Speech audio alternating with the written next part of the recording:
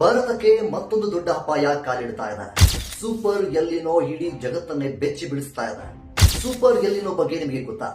S ವೀಕ್ಷಕರೇ, super ಎಲ್ಲಿನೋ Pacific ಮಹಾಸಾಗರದಲ್ಲಿ ಇರುವಂತಹ ನೀರು ಯಾವಾಗ ಬಿಸಿಯಾಗುತ್ತೆ ಅದನ್ನ ಎಲ್ಲಿನೋ ಅಂತ ಕರೀತಾರೆ. ಅದೇ ನೀರು ಅತಿ ಹೆಚ್ಚಾಗಿ ಬಿಸಿಯಾದಾಗ ಅದನ್ನ ಸೂಪರ್ ಎಲ್ಲಿನೋ ಅಂತ ಕರೀತಾರೆ.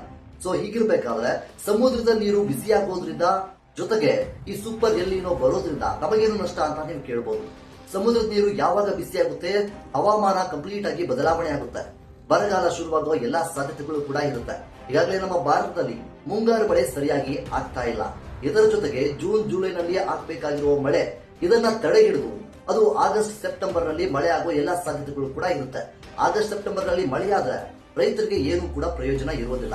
ಇದೆಲ್ಲದರ ಜೊತೆಗೆ ನವೆಂಬರ್ ಡಿಸೆಂಬರ್ 2027ರ ಜನವರಿಯ ಭಾಗದಲ್ಲಿ ಆ ಸಂದರ್ಭದಲ್ಲಿ ಸೂಪರ್ ಎಲ್ಲಿನೋ ಪರಿಣಾಮ ದೊಡ್ಡ ಮಟ್ಟದ ರೀತಿಯಲ್ಲಿ ಬೀಳುತ್ತೆ ಅನ್ನುವಂತಹ ಸಾಧ್ಯತೆಗಳು ಕೂಡ ಹೇಳಲಾಗ್ತಾ ಇದೆ. ಸೊ ಹೀಗಿರಬೇಕಾದ್ರೆ ಕೇಂದ್ರ ಸರ್ಕಾರ ಒಡಿಶಾ, ಕರ್ನಾಟಕ, ಮಹಾರಾಷ್ಟ್ರ ಸೇರಿದಂತೆ ಒಟ್ಟು 12 ರಾಜ್ಯಗಳಿಗೆ ಈಗಾಗಲೇ ಎಚ್ಚರಿಕೆಯನ್ನು ಸಹಿತ ನೀಡಿದ್ದಾರೆ.